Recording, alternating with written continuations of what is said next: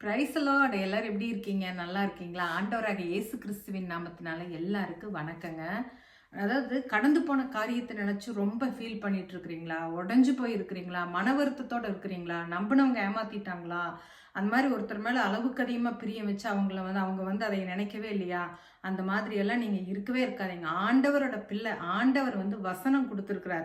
நாசில சுவாசம் இருக்கிற எல்லாமே ஒரு நாள் மாறி போகும், அவங்கள நம்ப முடியாது அப்படின்ட்டு. ஏசையா 43:18 சொன்னதின் மாதிரி, முந்தினவனைகளை நினைக்க வேண்டாம், பூர்வமானவைகளை சிந்திக்க வேண்டாம், இதோ நான் புதிய காரியத்தை செய்கிறேன் அப்படின்னு நம்ம அப்பா வாக்குத்தத்தம் தர்றாரு. அதனால அவர் நினைச்சா அவருக்கு ஒரு நொடி போதும் இருக்கிற சூழ்நிலைகளை மாற்றுறதுக்கு, சாதகமா ஆக்குறதுக்கு அவருக்கு ஒரு வினாடி போகும். அதனால நீங்க சோர்ந்து போகாதீங்க, மனம் தளராதீங்க. எல்லாமே நன்மையாய் அப்பா ஏற்ற காலத்தில் செய்வார். ஆமென்.